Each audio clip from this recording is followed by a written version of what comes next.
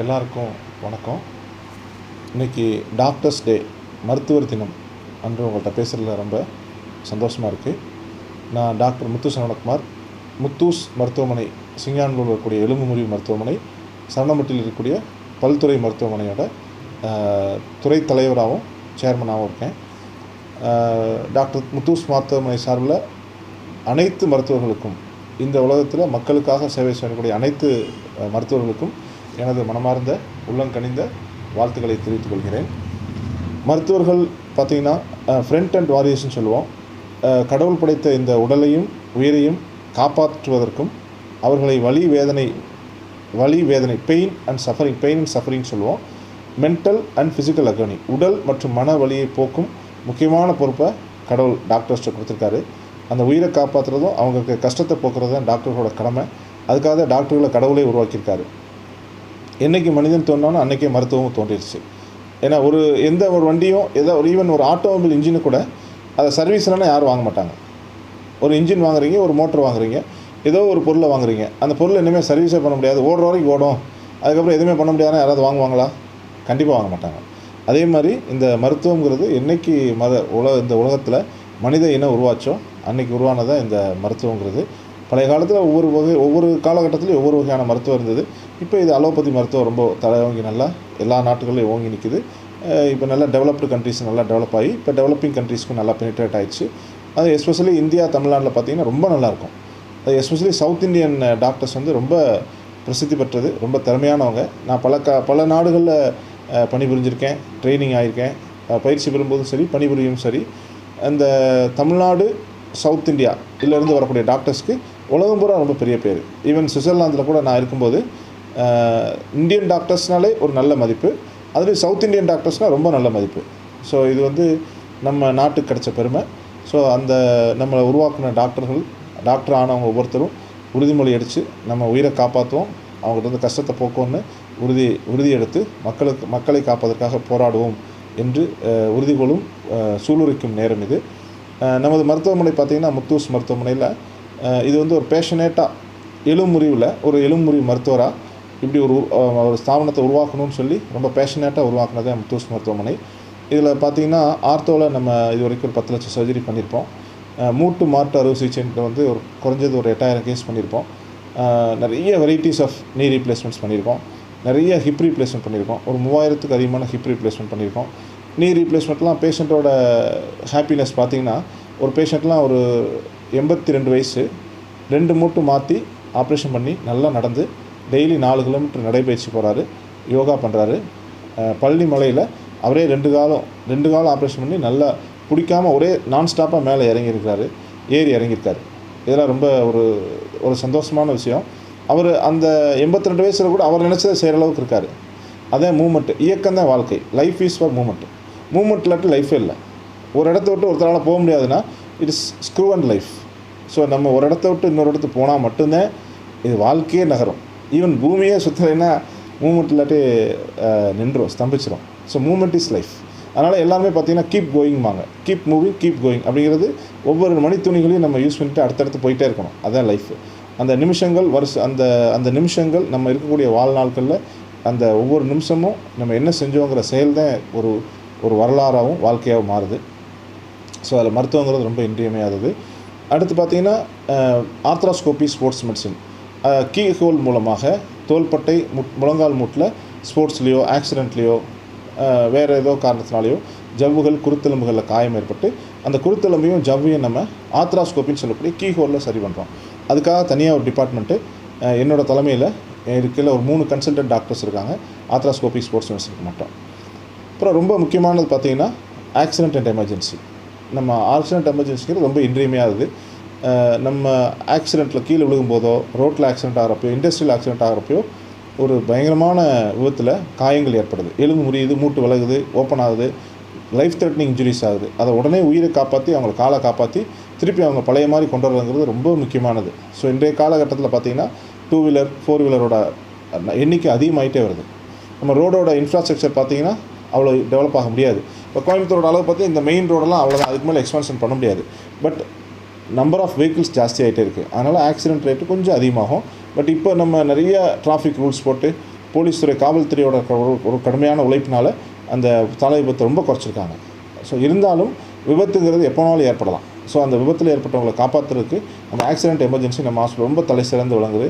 அந்த ஆக்சிடென்ட் ஆகும்போது பார்த்தீங்கன்னா தலைக்காயம் ஏற்பட்டால் அவங்களுக்கு தலையில் ஏற்பட்ட காயத்தை சரி பண்ணி சிகிச்சை பண்ணி எமர்ஜென்சி ட்ரீட்மெண்ட் கொடுத்து கிரேனியாட்டமி அந்த மாதிரி சர்ஜரி பண்ணி அந்த எவாக்குவேட் பண்ணி ஹெமட்டோமாவை எடுத்து அவங்கள வென்டிலேட்டரில் வச்சு கான்சியஸ் ஆகிற வரைக்கும் அவங்கள உயிரை காப்பாற்றி அப்புறம் எவ்வளோ சீக்கிரம் முடியுமோ கான்சியஸ் ஆக்கி அதை அவங்கள நார்மல் ஆக்குறது ஒரு பேஷன். நம்ம ஹாஸ்பிட்டலில் ஹெட் இன்ஜுரி யூனிட் தனியாக இருக்குது. அதில் neuro surgeons dedicated neuro surgeons 3 பேர் இருக்காங்க. இன்டென்சிவ் கேர் யூனிட் இருக்குது. அந்த கிரேனியாட்டமி பண்ணக்கூடிய அந்த neuro surgery theatre operation theatre dedicated operation theatre இருக்குது. அப்புறம் செஸ்ட் இன்ஜுரிஸில் நெஞ்சில் அடிபட்டுச்சுன்னா ரத்த கசிவாகி நுரையீரலில் சுற்றி பரவி மூச்சு விட கஷ்டப்படுவாங்க. அதில் வந்து அந்த செஸ்ட்டில் ஆன இன்ஜுரிஸ் போனில் ஆனாலும் சரி நுரையீரலுக்குள்ள ஆனாலும் அதை சரி பண்ணுறதுக்கான வசதி நம்ம ஹாஸ்பிட்டலில் இருக்குது. அப்டமன் இன்ஜுரிஸ் பண்ணாலும் அதே சரி பண்ணுறதுக்கு கேஸ்ட்ரோஎன்டாலஜிஸ்ட் சர்ஜிக்கல் கேஸ்ட்ரோஎன்டாலஜிஸ்ட் ஜெனரல் சர்ஜன் மூலமாக உடனே அந்த உடலில் இருக்கக்கூடிய வயிற்றில் ஏற்படக்கூடிய காயங்களையும் சரி பண்ணுறதுக்கு நம்ம ஹாஸ்பிட்டலில் வசதிகள் இருக்குது. கால்களில் ஏற்படக்கூடிய காயங்கள் சொல்லவே வேண்டியதில்லை. நாங்கள் 22 ஆர்த்தோ டாக்டர் இருக்கோம், 24 மணி நேரமும் இருக்கோம். ஸோ எப்படிப்பட்ட காயங்களாக இருந்தாலும் சரி பண்ணிடுவோம். கூடாத எலும்புன்னு ஒன்று கிடையாது. இது வரைக்கும் எங்களோட 22 வருஷ அனுபவத்தில் 10 லட்சம் பேரை நாங்கள் ஆப்ரேஷன் பண்ணதில் எங்களுக்கு கிடைச்ச ஒரு நல்ல நியூஸ் என்னென்னா எந்த எலும்பும் கூடாமல் போனதில்லை. எல்லா எலும்பையும் கூட வச்சிடலாம். ஸோ இந்த மாதிரி எல்லா துறையும் சேர்ந்து முத்தூஸ் மருத்துவமனை இங்கே ஒரு 15 வருஷமாக நிறையா மக்களுக்கு சேவை செஞ்சுக்கிட்டு இருக்குது. இதை தொடர்ந்து நம்ம சரணம்பட்டி ஹாஸ்பிட்டல் பார்த்திங்கன்னா மல்டி ஸ்பெஷாலிட்டி ஹாஸ்பிட்டல். அதில் வந்து ICU, cath lab, cardiology department, critical care தீவிர சிகிச்சை பிரிவு, எமர்ஜென்சி டிபார்ட்மெண்ட்டு, அது மாதிரி எல்லா துறையும் சேர்ந்து பல்துறை மருத்துவமனையாக மக்களுக்கு சேவை புரிஞ்சுக்கிட்டு இருக்குது. இதில் ஏசிடின்னு சொல்லக்கூடிய அக்யூட் கேர் டீம் இப்போ ரீசெண்டாக வந்து நம்ம மாநகர காவலர் மூலமாக மாநகர ஆணையர் காவல்துறை ஆணையர் மூலமாக ஏசிடின்ற ஒரு ப்ரோக்ராமை ஓப்பன் பண்ணி வச்சோம். அது பார்த்திங்கன்னா எமர்ஜென்சி இருக்கவங்கள நம்மளே போய் காப்பாற்றணும். எமர்ஜென்சிங்கிறது எனி டைம் யாருக்கு வேணாலும் வரலாம். அவங்க போய் ஒரு எமர்ஜென்சி டிரான்ஸ்போர்ட் மூலமாக ஆம்புலன்ஸ்லேயோ இல்லை வேறு ஏதாவது டிரான்ஸ்போர்ட் மூலமாக ஹாஸ்பிட்டல் ரீச் ஆகிறதுக்கு முன்னாடியே மருத்துவ குழு உபகரணங்களோடு போய் அவங்கள போய் காப்பாற்றுறது அதுதான் அக்யூட் கேர் டீம். அது எமர்ஜென்சி கேர் டீம். அது வந்து அதை உருவாக்கியிருக்கோம். அதில் ஒரு நிறைய உயிர்களை காப்பாற்றணும்னு பிளான் பண்ணியிருக்கோம். கண்டிப்பாக அது நடக்கும்.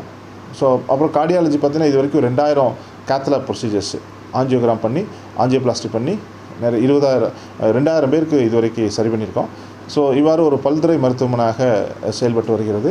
அப்புறம் ரொம்ப முக்கியமானது பார்த்திங்கன்னா காம்ப்ரிஹென்சிவ் பெயின் ட்ரீட்மெண்ட், சிபிடின்னு சொல்லக்கூடிய காம்ப்ரிஹென்சிவ் பெயின் ட்ரீட்மெண்ட்டு.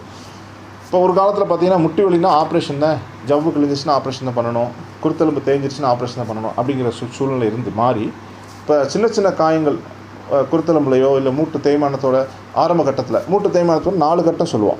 ஸ்டேஜ் 1, 2, 3, 4. இது 4வது கட்டத்தில் நீ ரீப்ளேஸ்மெண்ட்டு. அந்த முதல் 3 ஸ்டேஜுக்கு வந்து ஆப்ரேஷன் எல்லாமே சரி பண்ணிடலாம்.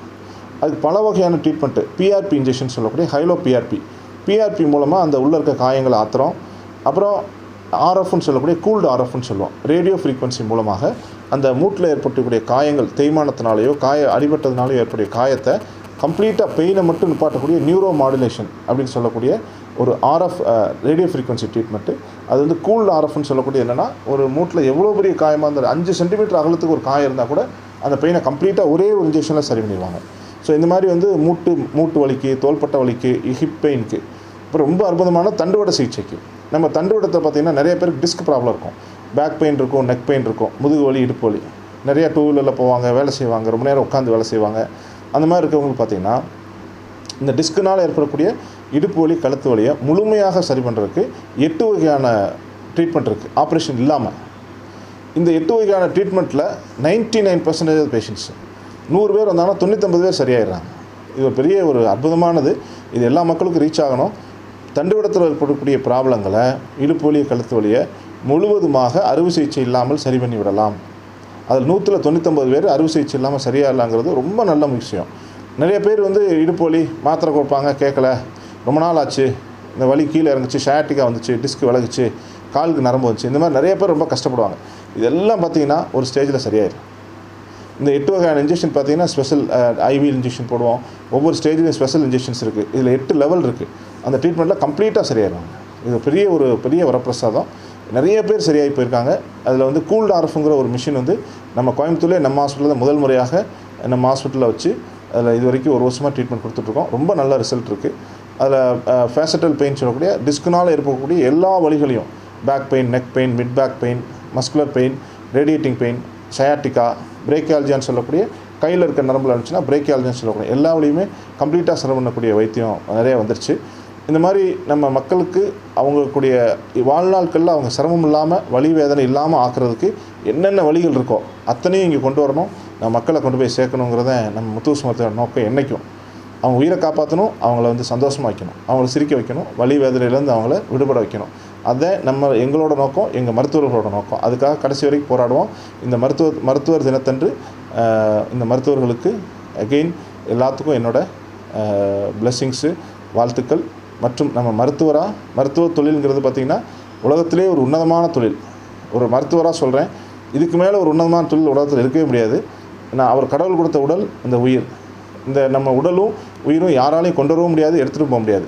இது கடவுள் கொடுத்தது. அதை சரி பண்ணுறதுக்காக தான் மருத்துவர்களை படிச்சிருக்காரு.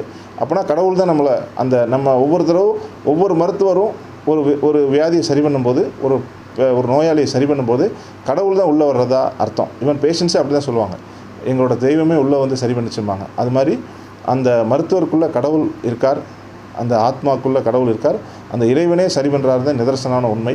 ஸோ இந்த மருத்துவத்தை நல்லா ஒரு அன்போடும் பண்போடும் பாசத்தோடும் அந்த மனித நேயத்தோடும் செய்யும்போது கடவுள் அங்கே வருவார். ஸோ இந்த மருத்துவர் தினத்தன்று அத்தனை மருத்துவர்களும் மக்களுக்காக இன்முகத்துடன் சந்தோஷமாக அவர்களை உயிரை காப்பாற்ற வேண்டும் என்று உரைத்துக்கொண்டு விடைபெறுகிறேன்.